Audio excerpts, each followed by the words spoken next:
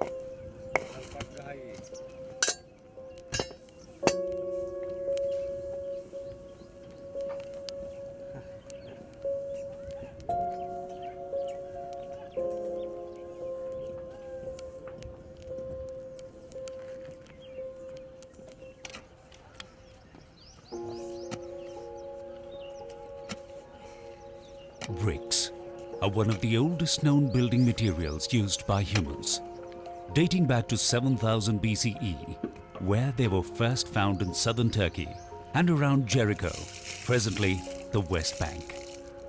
The ancient Egyptians also used sun-dried mud bricks as building material, evidence of which can still be seen today at ruins such as Harappa Buhun and Mohenjo-daro.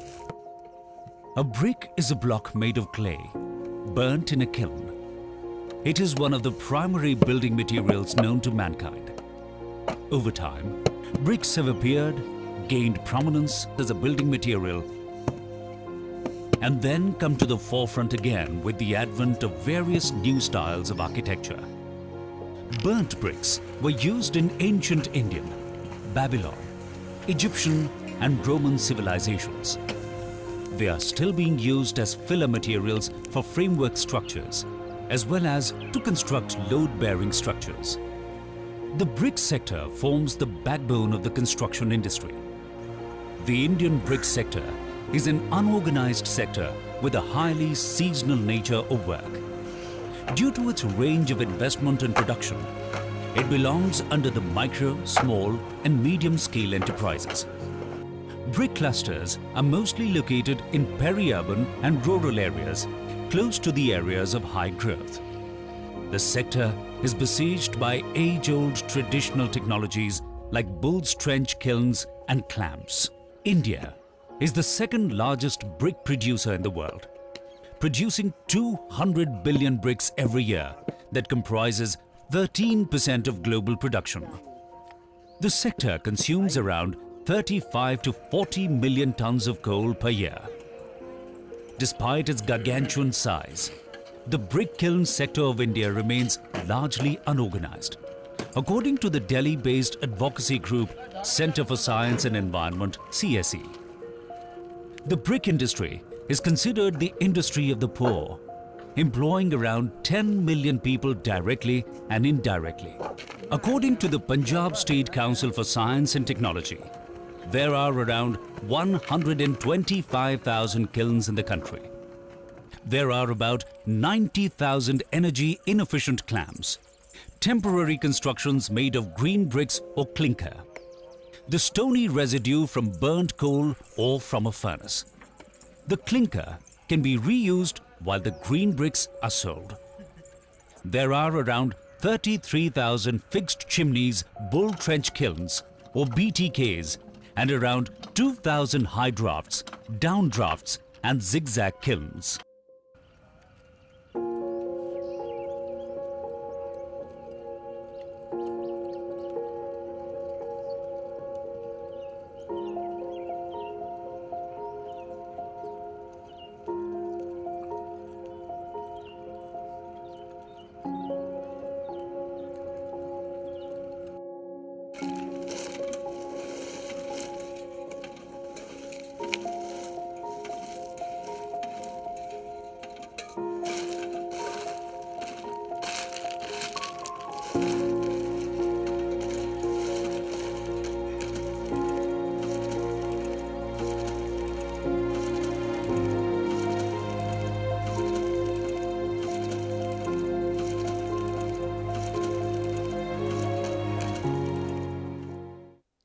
Bonded labor system in generally is a form of modern day slavery.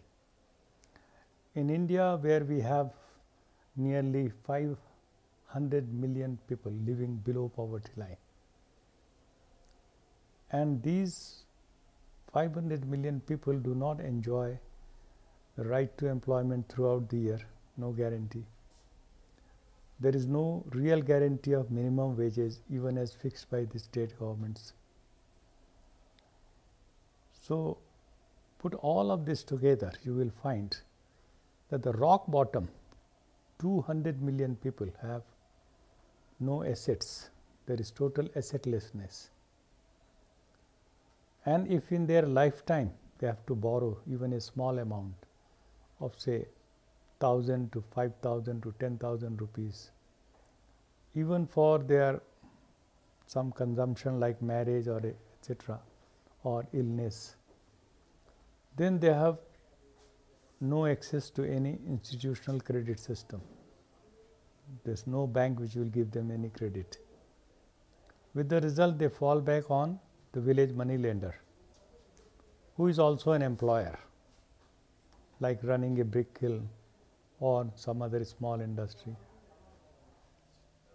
And that money lender is ever ready to lend the money, but on his terms. The nature of the work requires skilled labor, especially for molding and firing. There is large-scale migration towards the major brick production clusters every season due to this. Kiln owners are supposed to take certificates from the Labour Commissioner to engage migrant workers under the Interstate Migrant Workmen Act. Similarly, the labour contractor has to take permission from the Labour Department to take workers out of the state. Most of this remains on paper. आपका इन लेबरों के साथ कैसा रिश्ता है? अब रिश्ता क्या है, इनके ठेकेदार होते हैं, उनके माध्यम से लेबर आती है। मतलब सब ठीक है, लेबर आपको पसंद करते हैं? हाँ, उसमें कोई दिक्कत नहीं। 10-10 साल पुराने आदमी हैं। और इनका जो घर की व्यवस्था है, सब है जो आपने यहाँ दिया हुआ है। हाँ, तो ये सब कंपनी देती है। अच्छा, कंपनी देती है। दवा कराती है, लकड़ी देती है। ठीक है। ये सब इनका सब कंपनी देखभाल, सब व्यवस्था देखभाल कंपनी ही करती है। और इनके बच्चों को पढ़ाने के लिए स्कूल हैं और वहाँ बच्चे इनके छोटे छोटे सब पढ़ते हैं। कोई इनका बैंक अकाउंट भी, पैसा कैसे देते हैं आप इनको? पैसा ऐसा है कि ये एडवांस जैसे ठेकेदार ले गए, इनको वहाँ पेमेंट दिया, ये 2 सांचे पे 40-30 हज़ार रुपया एडवांस लेते हैं। यहाँ खुराकी के बाद वो एडवांस और सारा काम का हिसाब होता है, जो इनका शेष पेमेंट होता है नगद दिया जाता है।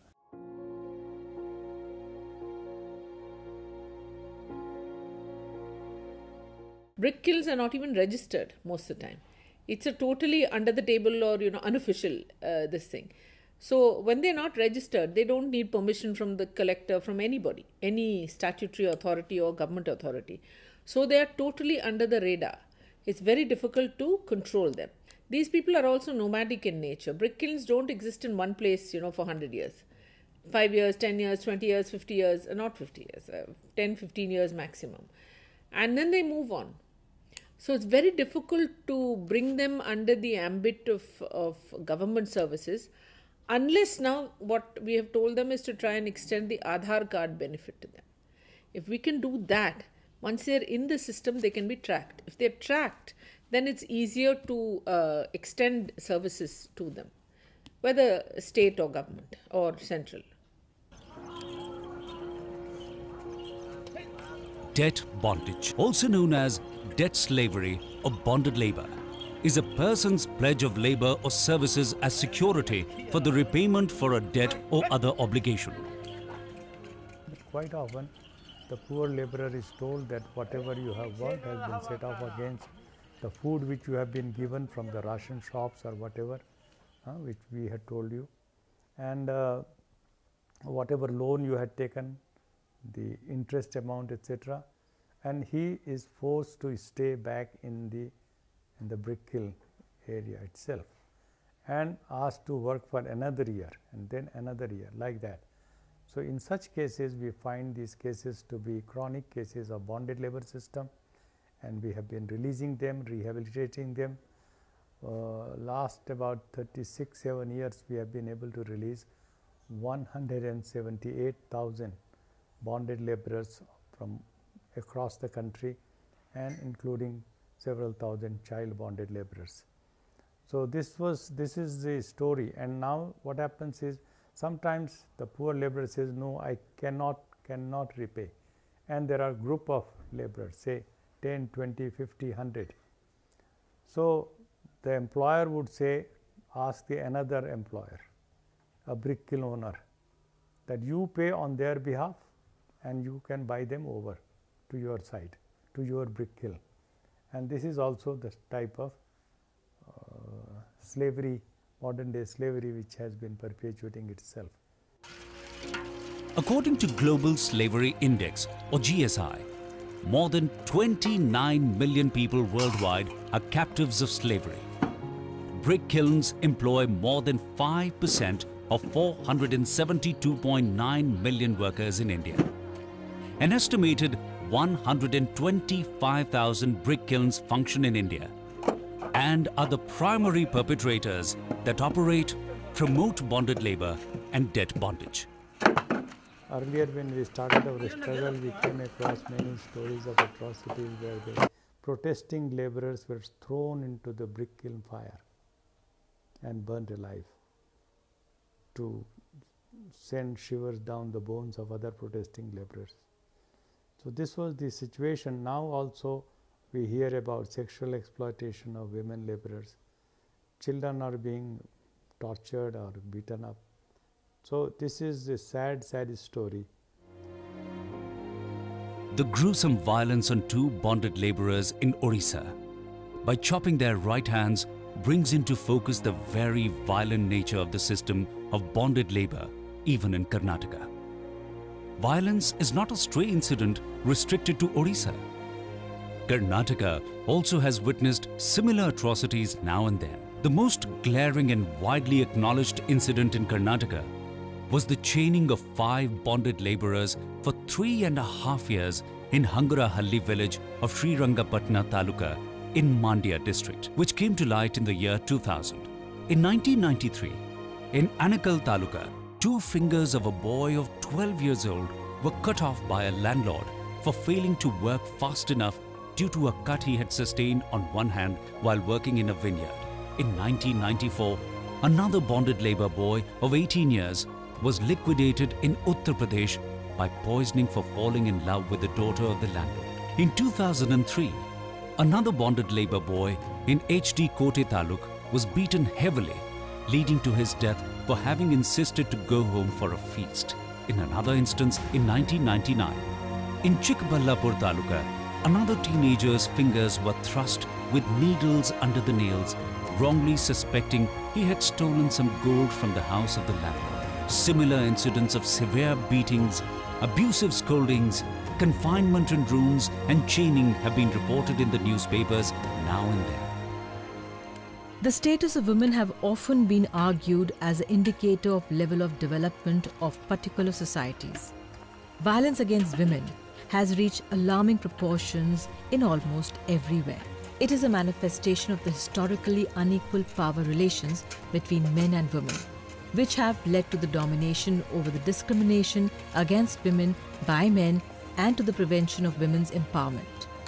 The women in the unorganized sector have no legislative safeguards even to claim either minimum or equal wages along with their male counterparts. At least half of the Brick Kiln workers are women, while the Brick Kiln industry was recognized as one of the sectors having largest number of bonded laborers in the country. Most of the Brick Kiln worker come from 3 or 4 communities which are scheduled as scheduled caste. Primarily from Bihar, Ravidasi community and Musar communities, they go to the Brick Kiln, and in Madhya Pradesh and Uttar Pradesh. The communities which goes, they are Balais, they are in Uttar Pradesh paradigm, as scheduled are the Chamars, or Sanskritically they are called as Jatavs. So they are among the prominent community, but there are other smaller communities also. They are deprived of good living as well as working conditions. The women workers are very poor, both in terms of quality as well as quantity. The size in the dwellings is also extremely inadequate, as the existing space is used for all purposes like storage, sleeping, cooking, and sometimes even bathing. These dwellings have no toilets, ventilation, drainage, sanitation, and lighting facilities. There are also no facilities relating to a canteen or a creche. Brick Kiln in India is primarily run by the powerful and socially powerful and financially powerful people of the society, and they have certainly a lot of muscle men with them. So these muscle men also serve the purpose of controlling and subjugating and suppressing the Brick Kiln workers.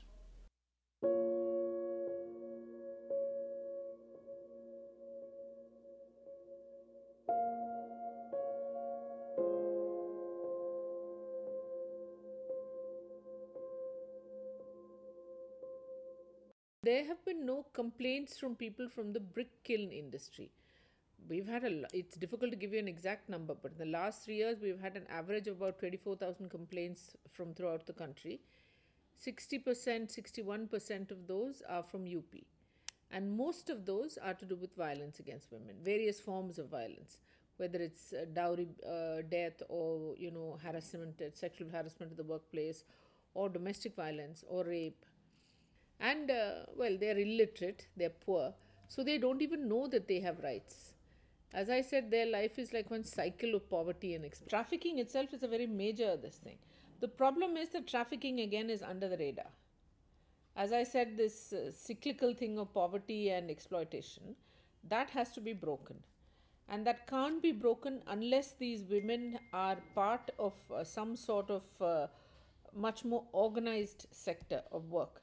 I don't think brick kiln owners are going to become organized industry at all. They don't want to. They have survived for God knows how long without that. So they are not going to do it. Unless we are able to, for want of a better word, collectivize them, which will take quite some time. And trafficking is something that cannot be addressed at the employment level. It has to be, is best addressed from the source. So that a lot of work is going on both by private civil sector organizations and by the government. Brick factories were not safe for children either to live or to work because of flying ashes, stepping on, burning ashes, possibility of bricks falling on, getting cut or injured by brick pieces, getting injured by brick making machines, sanitary problems, or a truck might run over. It is a choice between work and starvation. Working 6 days a week, from first light to midnight. When you walk into the kilns, it feels like the flesh is melting from your bones. Mangali Kumari is just 12 years old. She is a native of Arwal in Bihar and migrated along with her parents to Mariani, near Chaubipur, Kanpur. Both the parents used to work in a brick kiln and they bought her as they could not leave her at home. She also has an elder brother who is just 2 years elder to her named as Ravi Kumar. Both are in debt as their parents died early due to major health problems. Now they are working to repay those debts which their parents had taken from the Sardars. They don't know where to go and what to do. So Brick Kilns is the only world they have to survive. There is very little that can be done about people working in brick kilns because it's completely unorganized labor. It is usually families that work together and make their children also help. Now, under the law, this is a gray area. Children cannot work for an outside person, even if they work with their parents. They have to go to school first, and only then can they come back and help their parents in their own industry, or carpet weaving, or whatever they're doing. Now, regarding brick kilns, it is a very messy, pollutive, dangerous industry to work for. And certainly, it should be far more highly regulated. There are laws on this. The point is of monitoring each one. It is not illegal for women to work there. The only answer to this is really to take those women and retrain them and give them something else to do. This will take a long time, but I'm sure it'll happen one day. Central Pollution Control Board, CPCB, has recognized the brick production industry as a highly resource and energy-intensive and polluting industry. While the clusters are the source of local air pollution, affecting local population, agriculture and vegetation at a global scale, they also contribute to climate change. See, the traditional brick kilns, because they use traditional coke and coal for firing, and they're unregulated in their emissions. They have emissions which contain the NOxes and particulate matters, and which are very, and sulfur dioxide, which are very harmful to not only people working there, but they spread around the whole field, and some also deposit on the farming fields around everywhere. There have been several proposals for changing the technology of the brick kiln to make it into the bull trench type, which is little more efficient and little less polluting than the traditional one. But the problem is that there's so many, the numbers are so high. We're talking of, you know, over between 125,000 and more brick kilns, and they're scattered in the small scale. So it's not been fully adopted as yet. But even with that, the problem of regulation and monitoring, that is it really meeting the standard, is going to be not easy, because we cannot measure the emissions from so many brick kilns. So regulation is a big problem. So we have to then trust the technology and have technology upgradation in these brick kilns. But it continues to be a very big problem. See, firewood use is banned, so it should not happen. But again, as I said, it's impossible to regulate. So where other things are not available, or it's cheaper, or you can cut the firewood from somewhere. So it also leads to a destruction of trees and diversion of firewood into this firewood. You have to raise the awareness of the people who operate it, but there has to be some more element of regulation, because regulation has been so poor. So these practices continue. You need to change the technology, and you need to make the brick kilns also more energy efficient, so that the same energy you are trying to produce more of the bricks. And with the change in technology, third issue is also the way the topsoil is used and lays the land completely barren for other agricultural use. So there's several issues which are around the brick kiln. There are possible improvements in all of them, but it will not eliminate the problem, but it will improve the condition. If some due attention is paid more than what it is right now, then it can improve the condition quite a bit. If we are more conscious of the impact we are having, what we call ecological impact and impact on people's lives, I think we'll be little more aware of this. So the problem starts from home, from us. It's not something out there. We are equally responsible for it if we take some responsibility, I think. the Supreme Court of India issued a directive for discontinuing the movable chimney kilns and for all brick kilns to conform to new environmental norms. While this signaled a move in the right direction, due to lax monitoring mechanisms such as kilns continue to function and flout environmental regulations. Additionally, while kilns with higher production levels and capital have the option to change over to fixed chimney type BTKs, the small and medium scale brick entrepreneurs are confronted with environmental regulations without having financially viable options to switch and thus continue to run polluting kilns. Kiln industry is a rural based industry, and it is mostly in unhygienic conditions, and their working conditions and their wages are very, very poor. So that's why these unorganized workers, they need to be get into the social security network. Now we are going to change all the brick owners or the contractors. They should open the bank accounts of all workers, and whatever the wages they are paying, whether weekly wages or monthly wages, they should be paid in the bank account of the employee, worker, number one. Number two is the wage security is very important. Wage security is very, very important. Children, those who are below 14 years, are totally prohibited. Totally prohibited. They should be in the school. They should be in the school, and for them, the scholarship will be provided. Scholarship will be provided, and for these people also, for these poor unorganized workers also, we are going to have a housing scheme for them also.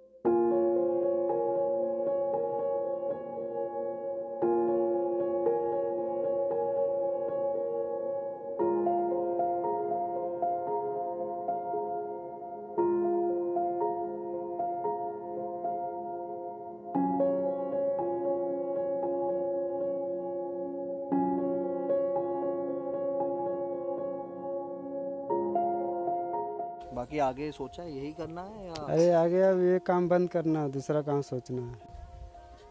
और अब आपने गांव में जाने का सोचा है वापस? हाँ जाएंगे छुट्टी पे। शादी करके वापस आओगे या वहीं रहो? नहीं अब कभी नहीं आएंगे।